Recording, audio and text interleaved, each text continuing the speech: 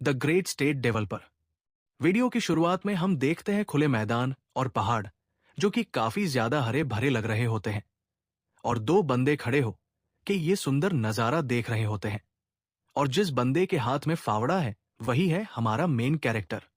बाकी ये नीचे छोटे से क्यूट से जानवर कौन है और वो दूसरा बंदा कौन है, ये हमें बाद में पता चलेगा।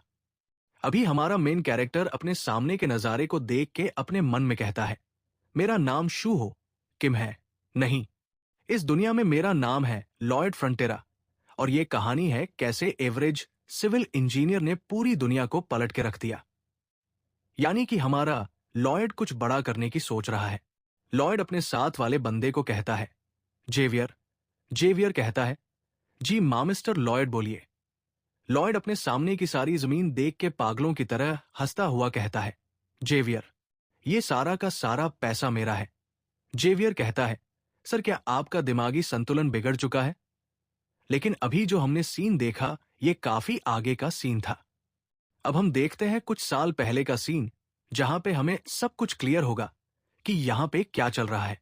हम देखते हैं हमारे मेन कैरेक्टर के सामने एक विंडो ओपन होती है जिसमें लिखा होता है, आपको चुना गया है, आपकी एक इच्छा पूरी करने के लिए बधाई हो। अब आप एक कैरेक्टर हो night of blood and iron के। आपकी नई लाइफ के लिए आपको गुड लक। और हम देखते हैं हमारा मेन कैरेक्टर शोहो किम अभी जमीन में पड़ा होता है और अपने मन में सोच रहा होता है, क्या night of blood and iron, ये तो वही बुक है जिसको मैंने पिछली रात पढ़ा था। मेरे सामने जो स्क्रीन खुली है ये मुझे बधाई दे रही है। इन्होंने तो मुझे कुछ पीने के लिए भी नहीं दिया, उसके बावजूद भी बधाई। ओ कहीं ये उस तरह की वेब नोवेल तो नहीं है जिसमें मैं दूसरी दुनिया से आके यहां पे एक नया ही इंसान बन जाता हूं? क्या मैं अभी एक दूसरी दुनिया में हूं? लेकिन अगर ऐसी बात है तो मैं यहां जमीन में क्यों पड़ा हूं? शोहो अपनी जगह से उठता है और कांपता हुआ कहता है, भाई काफी ज्यादा ठंड हो रही है। अच्छा, और मेरे होठों को क्या हुआ? तभी शोहो के सामने एक और विंडो ओपन होती है और उसमें लिखा हुआ होता है, हेल्थ अलर्ट। आपका जबड़ा उसकी जगह से हिल चुका है क्योंकि आप काफी समय तक ईन में सो रखे थे।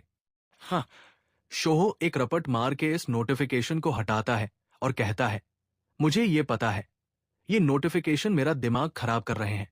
हट। मेरा जबड़ा। तो खैर इतना तो मुझे समझ आ गया है कि इस दुनिया की ये जो भी कहानी है, यहां पे मैं कोई कैरेक्टर बन चुका हूं। आखिर night of blood and iron में मैंने किसकी जगह ली होगी? एक ऐसा इंसान जो ऐसे वीराने में रहता हो और कहीं पे भी सो जाता हो। ऐसा इंसान तो वही हो सकता है। इतने में ही शोहो के पीछे से एक बंदा आता है और कहता है, मास्टर लॉयड, तो आप यहां पे हो, मैं आपको हर जगह ढूंढ रहा हूं। अब हमें यहां से घर वापस चलना चाहिए। और ये जो बंदा होता है इसका नाम होता है जेवियर अरहान, और ये night of blood and iron का मेन कैरेक्टर होता है। मतलब कि जिस कहानी के अंदर शोहो घुस चुका है उसका मेन कैरेक्टर। तो खैर, क्योंकि इस दुनिया में शोहो का नाम लॉयड है, इसलिए अब मैं लॉयड को लॉयड ही बोलूंगा। लॉयड जेवियर को देख के अपने मन में कहता है, ये तो बिल्कुल वैसा ही लग रहा है जैसा बुक में था। क्या इसने अभी अभी मुझे लॉयड बोला? Night of blood and iron book में जेवियर एक बहुत ही ज्यादा कमाल का तलवारबाज था, लेकिन उसके बाद उसने शहर से दूर जाके गुमनामी की जिंदगी जी के वहां पे काम करा। यानी कि जेवियर ने फ्रंटेरा की प्रॉपर्टी में आके काम करा, और बैरन फ्रंटेरा का सबसे बड़ा बेटा है बदमाश लॉयड फ्रंटेरा, यानी कि मैं। तो फाइनली लॉयड को पता चल चुका होता है कि इस कहानी में वो कौन है, और इस कहानी के हिसाब से जो उसको कैरेक्टर मिला होता है, उसका एक्सप्रेशन देख के लग रहा होता है कि ये कैरेक्टर काफी ज्यादा बेकार है। लॉयड अभी चिल्ला के खुद से ही कहता है, क्या मैं हूं बदमाश लॉयड फ्रंटेरा? जेवियर कहता है, मैंने आपका नाम कह के आपको पुकारा, लेकिन मैंने आपको एक बदमाश कभी भी नहीं कहा।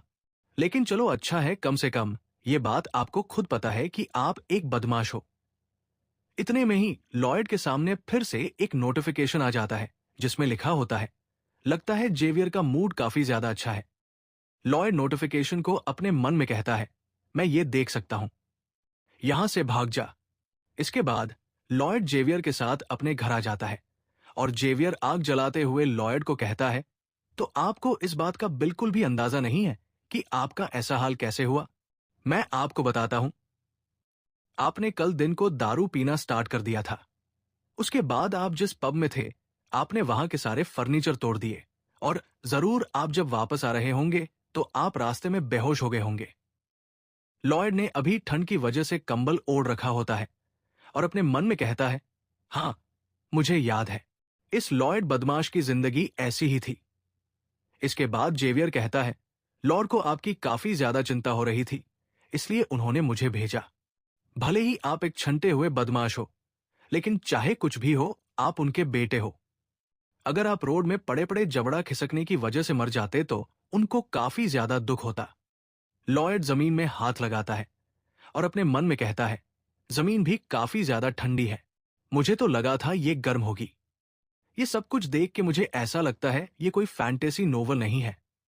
इसके बाद जेवियर कहता है, सर, अब मैं आपको यहां पे छोड़ देता हूं। आप आराम से आराम करो। मैं कल लॉर्ड को जाके सब कुछ बता दूंगा कि यहां पे क्या कुछ हुआ। लॉयड कहता है, क्या सच में तुम्हें यह बताने की जरूरत है? जेवियर यहां से जाने लगता है और कहता है, हाँ, बिल्कुल। लेकिन इतने में ही पीछे से लॉयड कहता है, हे जेवियर, रुको। जेवियर कहता है, जी मास्टर लॉयड, बोलिए। और लॉयड ने क्योंकि ये कहानी पढ़ी होती है, इसलिए लॉयड अजीब सा चेहरा बना के जेवियर को कहता है, वो मैं बोल रहा था कि हमारी फैमिली के ऊपर काफी सारा कर्जा है ना? जेवियर कहता है, कहने के लिए काफी ज्यादा अजीब बात है, और यहां से चला जाता है। और लॉयड खुद से बोल रहा होता है, इस कहानी में जो कुछ भी होता है मुझे पहले से ही पता है। पिछली रात ही मैंने अपनी असली दुनिया में इस कहानी का आखिरी चैप्टर पढ़ा था, और ऑफ कोर्स मुझे यह भी पता है कि लॉयड के साथ इस कहानी में क्या होता है। सबसे पहले बैरन और उसकी वाइफ को एक बहुत ही इंसान अपना शिकार बना लेता है, यानी कि उनका बेवकूफ बना देता है। ये नुकसान इतना बड़ा होता है जिस वजह से उन्हें सुसाइड करना पड़ता है। उनकी जमीन, धन दौलत सब कुछ उनसे छिन जाता है। लॉयड के मां बाप के मरण, एक के बाद लॉयड एक भिखारी बन जाता है जो बस पूरे दिन दारू पीता रहता है। लॉयड पूरे पूरे दिन तक दारू के ठेकों में पड़ा रहता है और खून की उल्टियां कर करके मर जाता है। अगर आगे चल के मेरे साथ यही होना है तो इतने अमीर खानदान में होने का मेरा मतलब बनता ही क्या है? ये तो मेरी बिल्कुल बेकार जिंदगी की तरह है जैसी मेरी कोरिया में थी। आखिर ये लॉयड ढक्कन किस तरीके का इंसान है? इसके बाद लॉयड को याद आता है कि उसके सामने एक विंडो ओपन हुई थी जिस पर लिखा था, आपकी एक रैंडम विश को पूरा करने के लिए आपको चुना गया है। और इसी चीज को याद करते हुए लॉयड अपने मन में कहता है, क्या मेरी विश ये थी? क्या कि मुझे किसी ऐसे इंसान की बॉडी में डाल दो जिसका ऐसा हाल होने वाला है? मैंने ये तो विश नहीं करी थी कि मुझे इतनी घटिया जिंदगी चाहिए। तो खैर, इसके बाद हम देखते हैं अगली सुबह का सीन, और सच में जिस दुनिया में अभी लॉयड आ चुका होता है, ये दुनिया काफी ज्यादा सुंदर होती है। और इस सुबह की शुरुआत में हम देखते हैं मार्बेला फ्रंटेरा को, जो कि होती है लॉयड की मदर। लॉयड की मदर लॉयड को बोल रही होती है, पिछली रात तुमने पब में तोड़फोड़ मचाई है ना? और लॉयड अपने मन में बोल रहा होता है, नहीं, मैं तो पिछली रात बुक रीडिंग कर रहा था। लेकिन लॉयड ये बात अपनी मदर को नहीं कहता, क्योंकि उसको पता होता है कि उसकी बात कोई भी नहीं समझेगा। लॉयड की मदर कहती है, लॉयड, मैं तुमसे भीख मांगती हूं, पब में जाओ और वहां माफी मांगो उनसे। लॉयड अपने मन में कहता है, लगता है मेरे शरीर ने काफी सारी बर्बादी मचाई है, मुझे ही इसे साफ करना पड़ेगा। लॉयड अपनी मदर को कहता है, हां, ठीक है, मैं वहां जाकर उनसे माफी मांग लूंगा।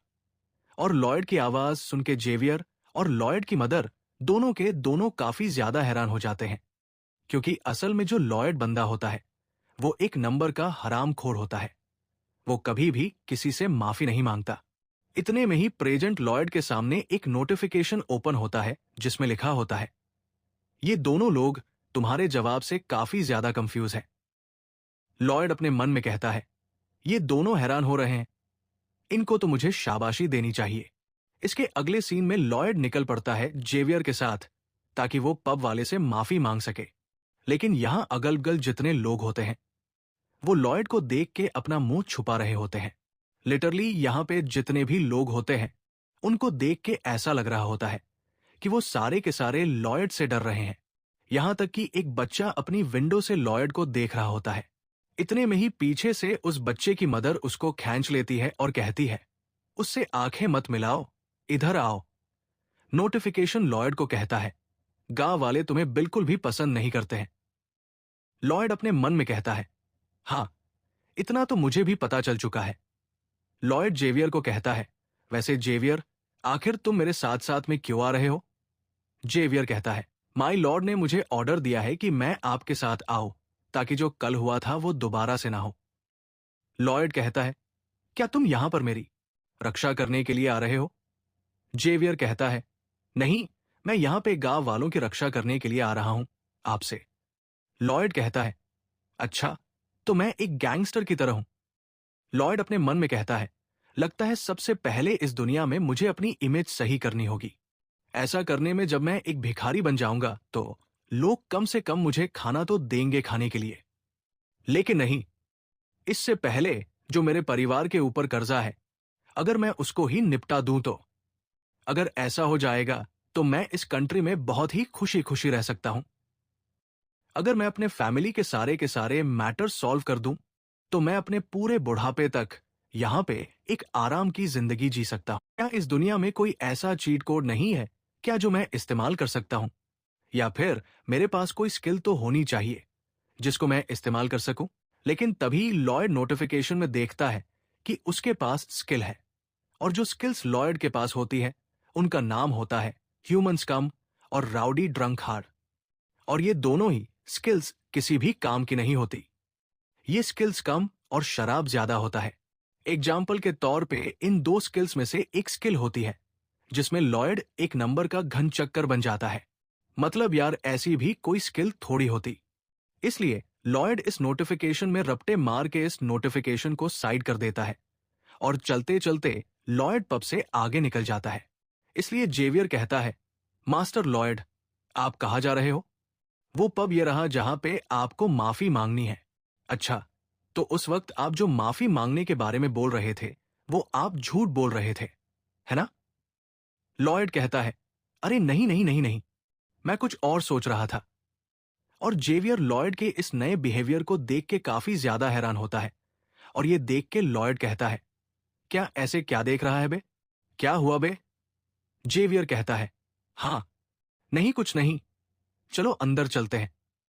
लेकिन जेवियर से पहले ही लॉयड पब के दरवाजे में चला जाता है और कहता है, हेलो, एक्सक्यूज मी, क्या कोई है?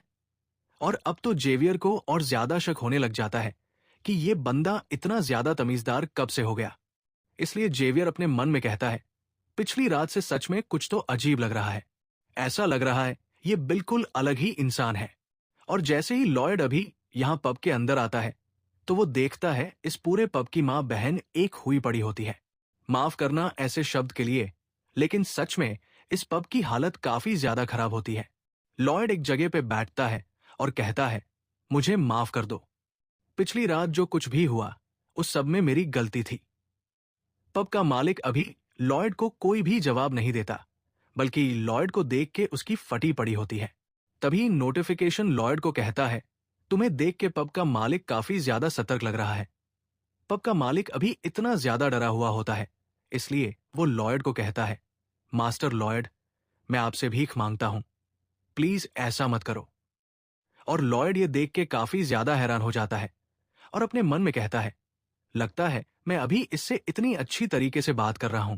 ये इसके ये और ज्यादा डरावना है, क्योंकि यहां पे मुझसे कोई भी उम्मीद नहीं करता कि मैं इतनी अच्छी तरह से किसी से बात करूंगा। इस पब ओनर को जरूर दाल पे कुछ काला लग रहा है। ठीक है, तो खैर, यहां पे इससे ज्यादा लॉयड और कुछ भी नहीं कर सकता था। इसलिए लॉयड जेवियर के साथ वहां से वापस आ रहा होता है। आते आते लॉयड जेवियर को कहता है, मैंने उस बंदे से माफी भी मांगी, उसके बावजूद भी वो खुश नहीं लग रहा था।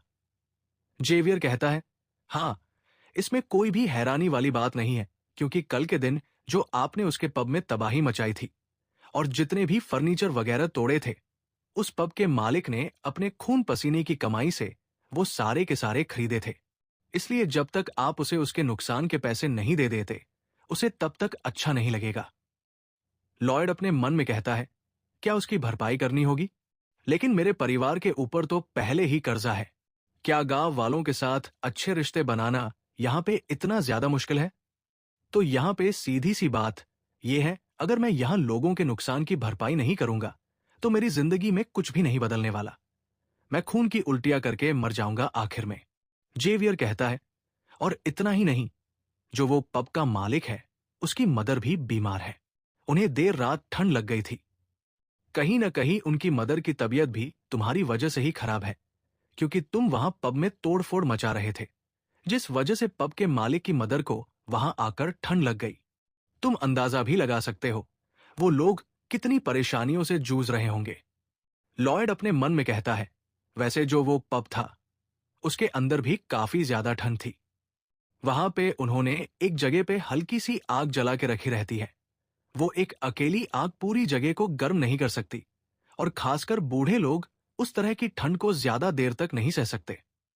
तभी लॉयड के दिमाग की बत्ती जलती है और वो एक जगह पर रुक के खुद से कहता है, मुझे समझ आ गया, मुझे समझ आ गया। मुझे ऐसा लग रहा है जैसे मेरे दिमाग में बत्ती जल गई है। इस जगह पे नोल के फ्लोर नहीं है। और यार, नोल के फ्लोर मतलब कि वो फ्लोर जिनमें ठंड नहीं लगती, या फिर जो अच्छी तरीके से बनाए गए होते हैं। मतलब कुल मिलाकर अच्छी तरह से बने हुए फ्लोर्स।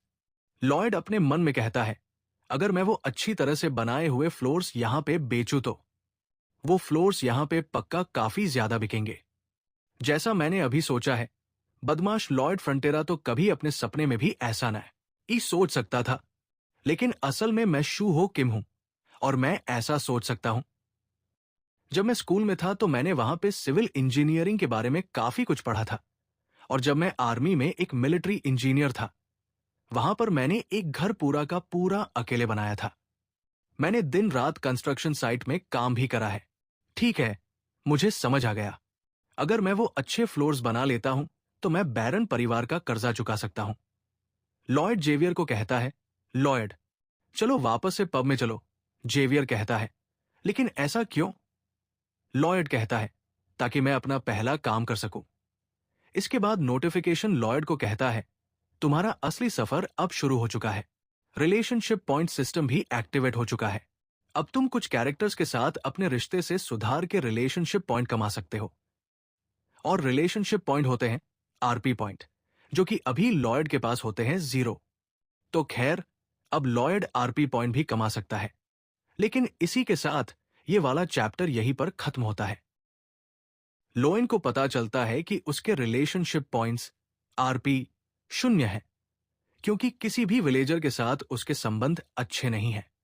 स्क्रीन उसे बताती है कि ये आरपी पॉइंट्स उसके चरित्र, कैरेक्टरिस्टिक को परिभाषित करेंगे। वो देखता है कि उसके बॉडीगार्ड जेवियर का अप्रूवल रेट 30 है, जिसका मतलब है कि जेवियर भी उसे नाकारा समझता है। ये देखकर लोएन उदास हो जाता है। वो जेवियर की तारीफ करता है, उसे हैंडसम कहता है, लेकिन जेवियर की संक्षिप्त प्रतिक्रिया पर उसका आरपी पॉइंट 1 से कम होकर 31 हो जाता है। लोएन समझ जाता है कि चापलूसी काम नहीं करेगी और उसे आगे बढ़ना चाहिए। वो उस पब के मालिक के पास जाता है, जिसे उसने पिछली रात क्षतिग्रस्त कर दिया था। लोएन पुनर्निर्माण का कॉन्ट्रैक्ट दिखाता है और मालिक को तुरंत हस्ताक्षर करने को कहता है। मालिक को लोएन पर शक है कि वो बचा हुआ पब भी बर्बाद कर देगा। लोएन देखता है कि मालिक स्टोन वॉल हार्ट नामक स्किल का उपयोग कर रहा है, जिससे उसका दिल नहीं पिघलेगा। लोएन हार नहीं मानता और अपनी रणनीति बदलता है। वो सहानुभूति दिखाने के बजाय धमकाता है और जबरदस्ती कहता है, मैं तुम्हारी मदद करने की कोशिश कर रहा हूं। तुम्हें बस यहां पर एक साइन करना है, मेरे ऊपर भरोसा करो। लोएन दबंग बन जाता है। मालिक के पास कोई विकल्प नहीं बचता। वो कांपते हुए साइन कर देता है। लोएन विजयी मुस्कान के साथ कॉन्ट्रैक्ट लेता है और सोचता है, मैंने पहला बकरा फंसा लिया है। वो मालिक से कहता है कि उसने उस पर भरोसा करके बहुत अच्छा किया है। लोएन और जेवियर पब के पीछे एक खाली जगह पर है। लोएन फावड़ा लिए हुए है। जेवियर उससे पूछता है कि वो क्या कर रहा है। क्या ये फ्रोंटेरा परिवार का नाम खराब करने का कोई नया तरीका है? लोएन जवाब में कॉग्निटिव डिसोनेंस शब्द का उपयोग करता है। वो समझाता है कि विलेजर्स ने उसके बारे में एक नकारात्मक विचारधारा बना ली है, जिसे वो ठीक करना चाहता है, और इसके लिए वो अपनी समझ के अनुसार तरीका इस्तेमाल कर रहा है। जेवियर कहता है कि इतने सालों में बनी इमेज को साफ करने में बहुत मेहनत लगेगी। लोएन पूरे आत्मविश्वास के साथ कहता है कि वह ये जरूर करेगा। लोएन जेवियर को बताता है कि वो इन लोगों के लिए काफी कुछ करने वाला है, और उसने सुना है कि पब के मालिक की मां बीमार है। वो उनकी मदद करके उन्हें खुश करना चाहता है। ये सब कहते हुए लोएन काम शुरू कर देता है, लेकिन मन ही मन सोचता है कि उसे घंटा फर्क नहीं पड़ता कि यहां के लोग खुश होते हैं या नहीं। ये तो केवल पैसे बनाने का तरीका है। पहले वो लोगों को खुश करेगा, फिर उन्हें लूटकर खूब पैसा कमाएगा। कुछ घंटों की मेहनत के बाद लोएन ने जमीन का एक बड़ा हिस्सा साफ कर लिया है और घर का स्ट्रक्चर बनाना शुरू कर दिया है, लेकिन वो पूरी तरह थक चुका है। वो लेट जाता है और कहता है कि वो एक इंजीनियर है, लेकिन बेलदार नहीं। मिलिट्री में वो ये सब आसानी से कर लेता था, लेकिन ये शरीर बहुत कमजोर है। तभी जेवियर की आवाज आती है कि ये घर ज्यादा लंबे समय तक टिक नहीं पाएगा। लोएन चौंक जाता है और कहता है कि उसने बहुत मेहनत की है। जेवियर सोचने लगता है कि शायद लोएन सच बोल रहा है और सच में अपनी इमेज सुधारना चाहता है। लोएन थके हुए पैरों से उठता है, कुल्हाड़ी उठाता है और लकड़ी के टुकड़े पर वार करने की कोशिश करता है, लेकिन वो इतना थक चुका है कि वो मार नहीं पाता और पीछे की तरफ गिरने लगता है। जेवियर उसे गिरने से बचाता है। जेवियर लोएन के हाथ से कुल्हाड़ी लेता है और पूछता है कि क्या करना है। लोएन चाहता है कि लकड़ी के टुकड़ों को एकदम प्लेन और बराबर काटा जाए। जेवियर तुरंत सभी टुकड़ों को हवा में उछालता है और अपनी कुल्हाड़ी से इतनी तेज गति से वार करता है कि लकड़ी के टुकड़े जमीन पर गिरने से पहले ही बिल्कुल सही आकार के छोटे छोटे टुकड़ों में कट जाते हैं। लोएन ये देखकर दंग रह जाता है और मानता है कि जेवियर सचमुच मास्टर स्वॉर्ड्समैन है। लोएन फिर जेवियर से खुदाई जैसे दूसरे काम में भी मदद करने के लिए कहता है। जेवियर मन ही मन खींचता है कि ये घटिया इंसान जरा सी मदद मिलने पर सर पर चढ़ रहा है। लोएन उसे लेक्चर देता है कि जेवियर खुद भी चाहता है कि विलेजर्स खुश हों, इसलिए उसे मदद करनी चाहिए ताकि काम जल्दी खत्म हो। जेवियर को पता है कि ये सब नाटक है, लेकिन वो सोचता है कि ये बंदा बदल चुका है। पहले बुरे कामों में मदद मांगता था, अब अच्छे कामों में मांग रहा है। वो लोएन की मदद करके ये देखना चाहता है कि ये बदलाव सही है या गलत। लोएन और जेवियर दोनों काम पर लग जाते हैं और एक मजबूत घर के लिए अच्छी नींव खोदते हैं। लगातार मेहनत के बाद घर तैयार हो जाता है। लोएन बहुत खुश होता है और कहता है कि कंस्ट्रक्शन पूरा हो गया। जेवियर लोएन द्वारा बनाए गए सिंबल के बारे में पूछता है, जिसे लोएन अपना ब्रांड लोगो बताता है। वे जल्दी से मालिक को घर दिखाने जाते हैं।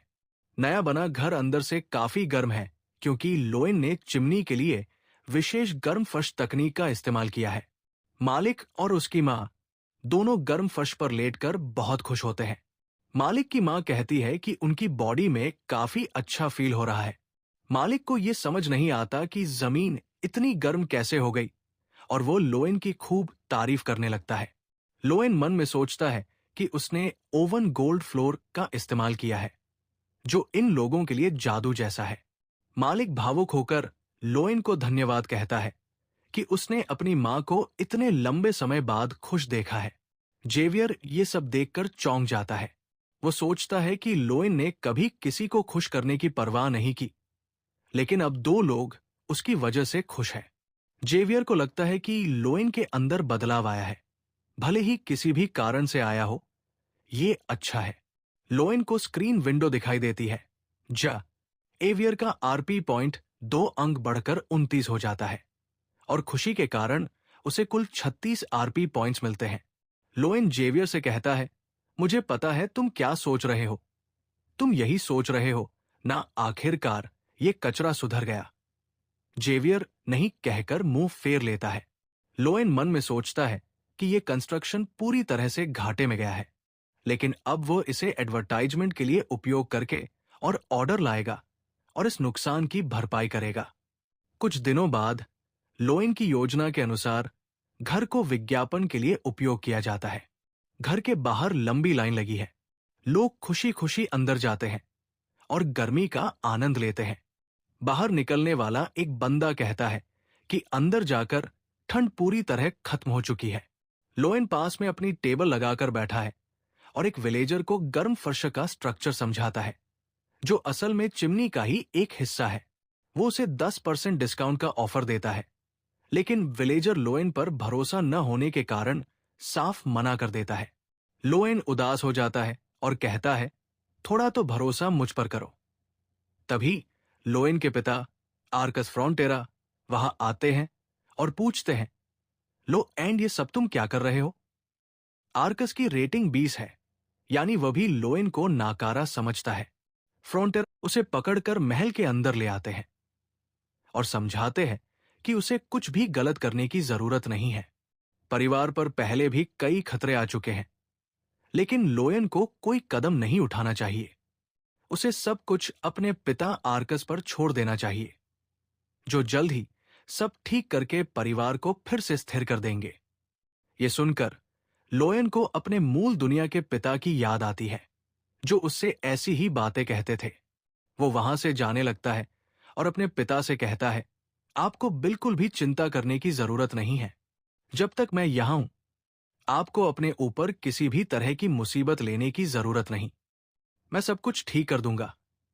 ये कहने के बाद लोएन, जो असल में एक इंजीनियर है, अपने मूल पिता को याद करता है और सोचता है कि काश कुछ साल पहले मैंने ये बात अपने पिता को कही होती। उस समय मेरे अंदर उतनी हिम्मत नहीं थी, लेकिन इस बार मुझसे ऐसी गलती नहीं होगी। मैंने कह दिया है, मैं सब कुछ ठीक करूंगा तो करके रहूंगा। इसके बाद वो महल से बाहर निकलकर सोचने लगता है कि सब कुछ काफी अच्छा चल रहा है।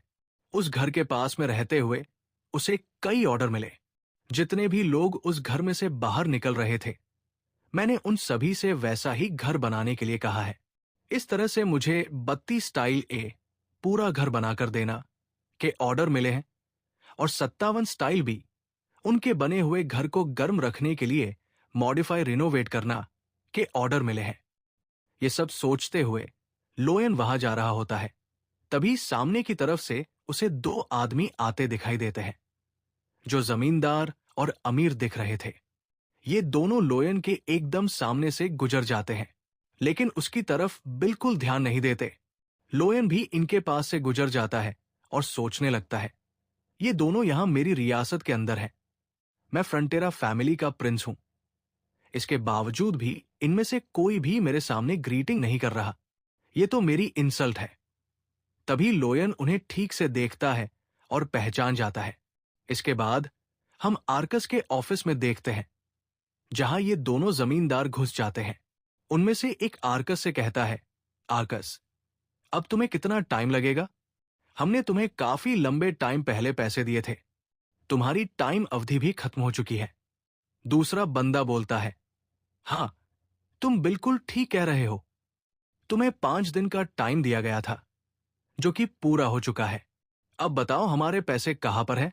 तुम किस तरीके से हमारा पेमेंट करने वाले हो? वे आर्कस को धमकी देते हैं कि अगर उसने दोबारा पीछे हटने की कोशिश की तो वे एक्शन लेने पे मजबूर हो जाएंगे। आर्कस के पास कोई जवाब नहीं होता। पहला जमींदार गुस्से में कहता है, आर्कस, तुम्हें हुआ क्या है? तुम्हारी जुबान क्यों नहीं चल रही? उस टाइम पर तो तुम बड़ाबड़ा बोल रहे थे। इस तरीके से शांत रहने से कुछ भी काम नहीं होगा। तुम्हें किसी भी तरीके से हमारे पैसे तो लौटाने होंगे।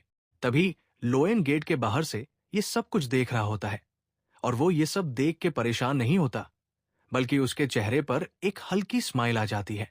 वो सोचने लगता है, ये सभी लोग एकदम सही टाइम पर हैं।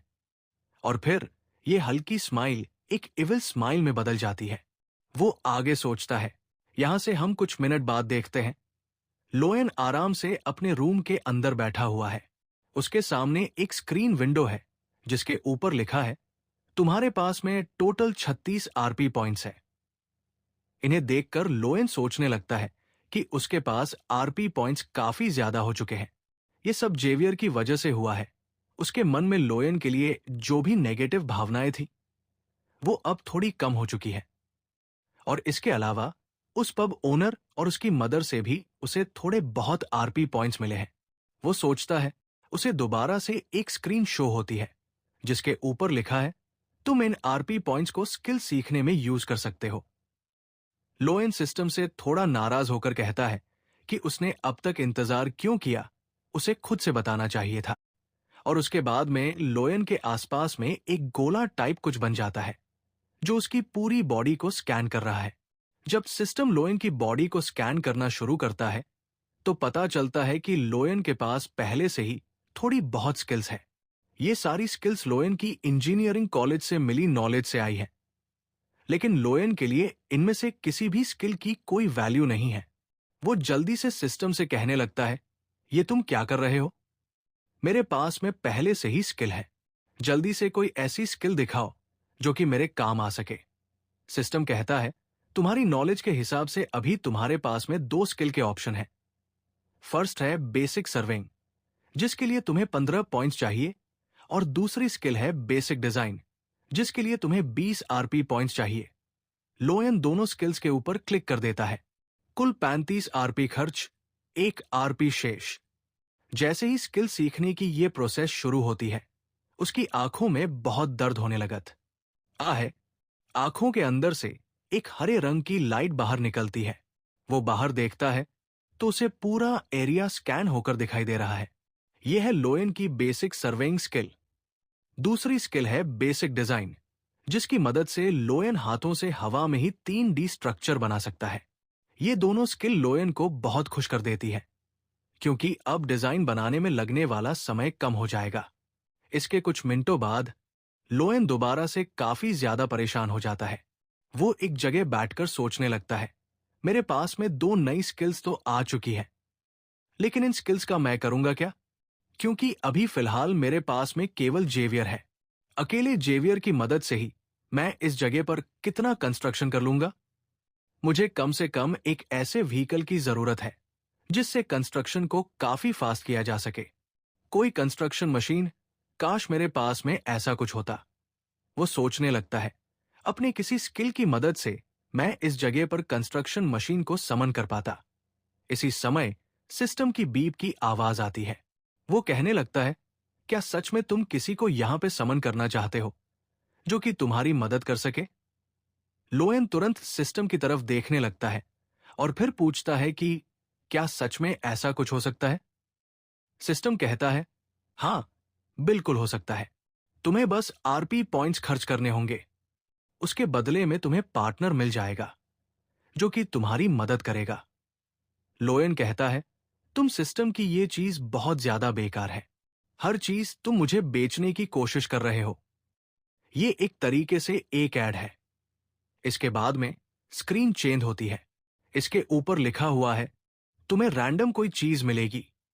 हर एक बार स्क्रॉल व्हील घुमाने के लिए तुम्हारे पास में 50 आरपी पॉइंट्स होने चाहिए। इसके बाद में वो सोचने लगता है कि वो यहां पर कोई शानदार ड्रैगन, कोई मॉन्स्टर या फिर कोई यूनिकॉर्न समन कर सकता है जिसे वो कंस्ट्रक्शन के काम में एज ए मशीन यूज कर सकता है। उसके सामने अब एक नया गोल है।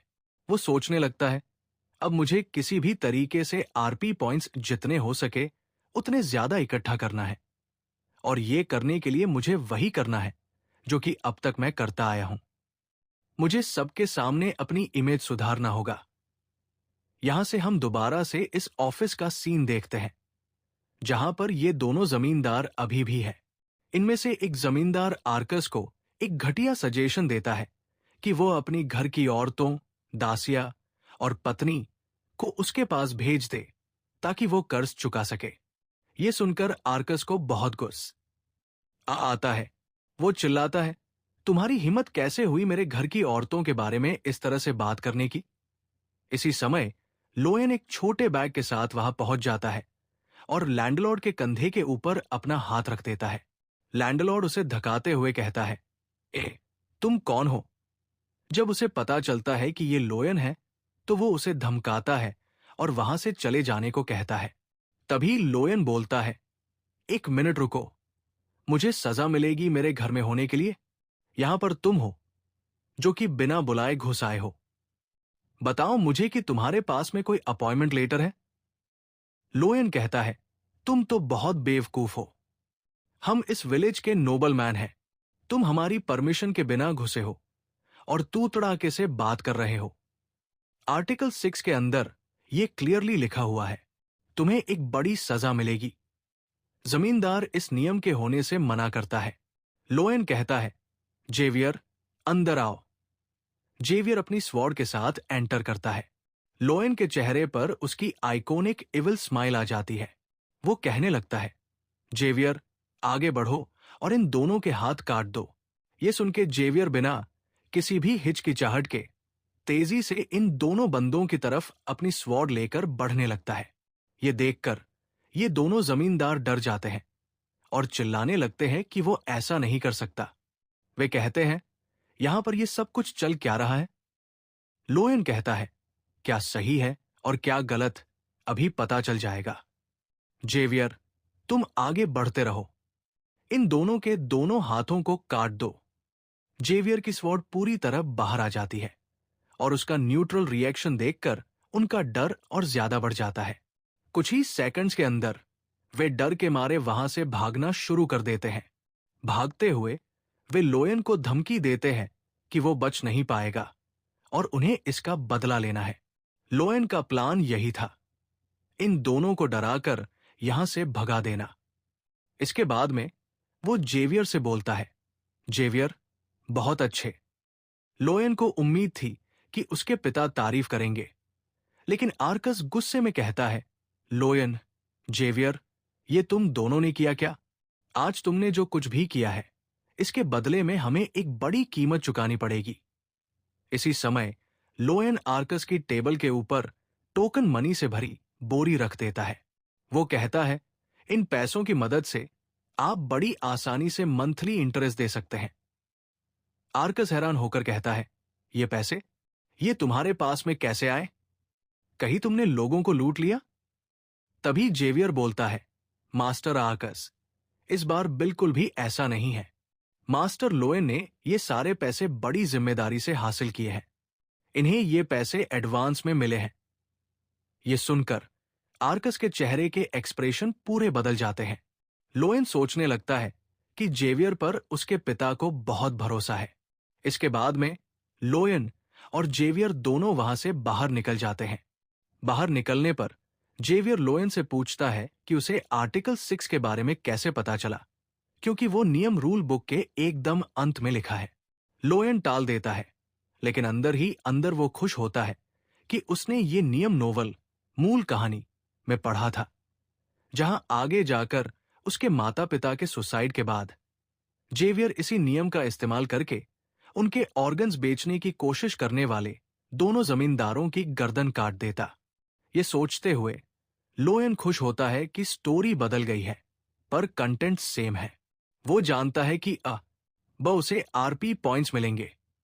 लोयन के इतना सोचते ही एक स्क्रीन विंडो शो हो जाती है, जिसके ऊपर लिखा हुआ है, तुम्हें टोटल 60 आरपी पॉइंट्स दिए जाते हैं। अब तुम्हारे पास में 61 हो चुके हैं। लोयन बहुत खुश होता है कि उसका प्लान काम कर गया। अब वो समन कर सकता है। यहां से हम कुछ देर बाद का सीन देखते हैं। लियो, लोयन एक अंधेरे ग्राउंड में खड़ा होता है और सिस्टम से समनिंग गेम शुरू करने को कहता है। स्क्रीन पर स्टार्ट लिखा आता है और समनिंग के लिए 50 आरपी पॉइंट्स खर्च करने होंगे। लियो तुरंत ही उस स्टार्ट के ऊपर क्लिक कर देता है। एक बहुत तेज लाइट चमकती है और सामने की तरफ गियर जैसा कुछ दिखाई देने लगता है, जो जोर जोर से घूमता है। लियो खुश होता है कि यह समनिंग प्रोसेस शानदार है, लेकिन तुरंत ही वे बड़े बड़े गियर्स एकदम से काफी छोटे हो जाते हैं, जिसके साथ में लियो का मुंह उतर जाता है। वो कहने लगता है, ये क्या हो रहा है? ये तो अब एकदम से बहुत छोटा हो गया। यानी कि इसका मतलब जो भी जीव यहां पे समन होगा वो भी बहुत ज्यादा छोटा होगा। ये तो बेकार है। इसके तुरंत बाद उस छोटे गियर के अंदर से कुछ अजीब सी, लियो के इतना कहने के साथ में ही ये बड़े बड़े सिस्टम गियर्स जो कि शो हो रहे थे वो एकदम से काफी छोटे हो जाते हैं, जिसके साथ में लियो का मुंह उतर जाता है। वो कहने लगता है, ये क्या हो रहा है? ये तो अब एकदम से बहुत छोटा हो गया। यानी कि इसका मतलब जो भी जीव यहां पे समन होगा वो भी बहुत ज्यादा छोटा होगा। ये तो बेकार है। इसके तुरंत बाद उस गियर के अंदर से कुछ अजीब सी आवाजें आने लगती हैं। लियो कहता है, ये किस तरह की आवाज है? अगर इस आवाज को किसी ने सुन लिया तो यहां पर आ जाएगा। इसी समय उस गियर के अंदर से कोई चीज बाहर निकलती है। ये एक बहुत ही क्यूट सा मुंह है। लियो कुछ सेकंड तक केवल उसे देखते रह जाता है और उसके तुरंत बाद वो चीज जोर से नीचे गिर जाती है। ये असल में एक चूहे जैसा कुछ है जो कि बाहर निकलने के साथ में ही हंसते हुए लियो की तरफ देखने लगता है। और इस टाइम पर लियो अपने चेहरे के ऊपर एक बहुत ही गंदी शक्ल बनाए खड़ा होता है। वो इस मॉन्स्टर को देखने लगता है और फिर कहता है, ये है वो जिसका मैं इतने टाइम से इंतजार कर रहा था, जिसे समन करने के लिए मैं इतना ज्यादा एक्साइटेड था। लियो की मुंह से अपने लिए ये बातें सुनकर इस चूहे की आंखों में काफी ज्यादा आंसू आ जाते हैं। लेकिन लियो को इससे कुछ खास फर्क नहीं पड़ता।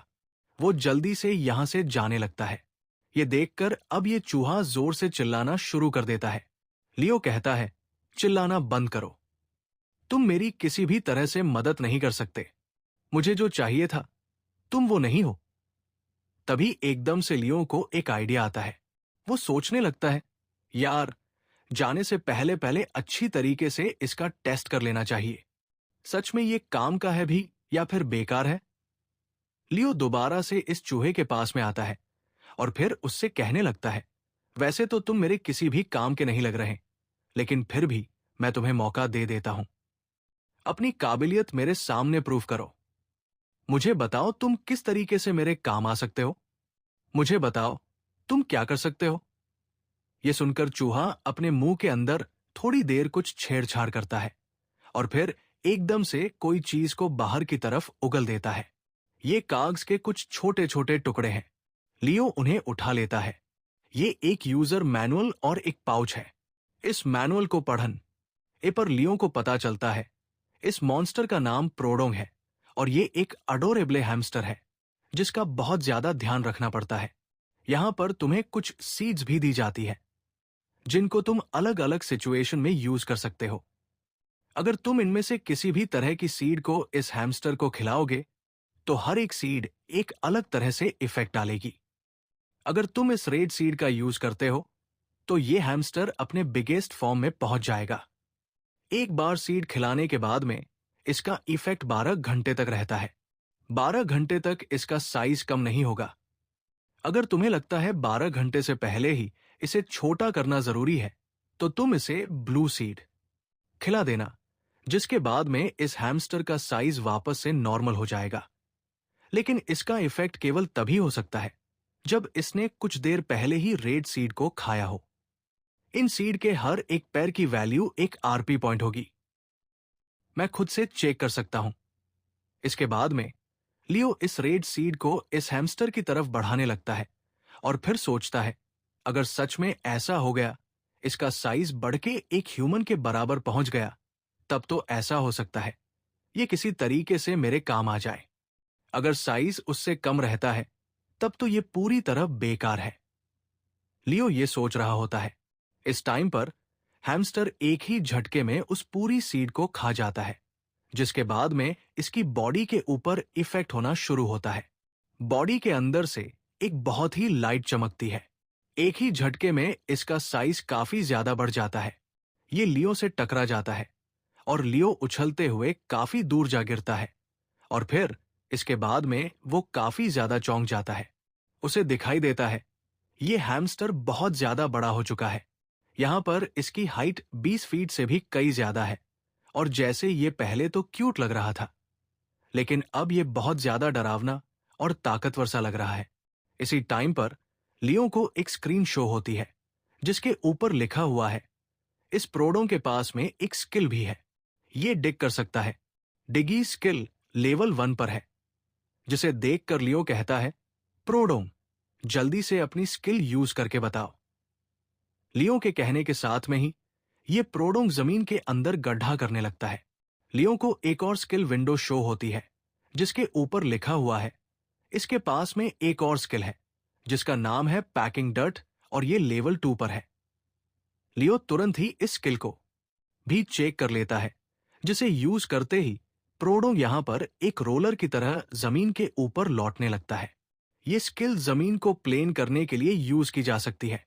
इसके बाद में आखिरी में तीसरी स्किल शो होती है जिसका नाम है चीक पॉकेट लेवल 1।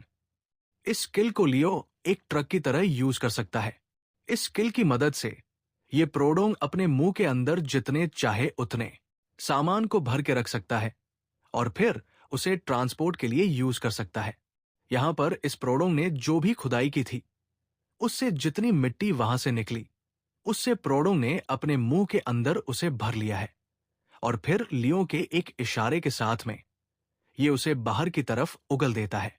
ये मड बॉल बहुत जोर से जमीन के ऊपर गिरती है। इन तीनों स्किल्स को देखने के साथ में लियो काफी ज्यादा खुश हो जाता है। वो सोचने लगता है मेरा तो जैकपॉट लग चुका है। 3 अलग अलग मशीनें मेरे को एक साथ मिल गई। मैं इस प्रोडोंग की तीनों स्किल्स को अलग अलग तरीके से अपने हिसाब से यूज कर सकता हूं। इसके बाद में लियो दोबारा से अपने इस महल के अंदर लौट जाता है।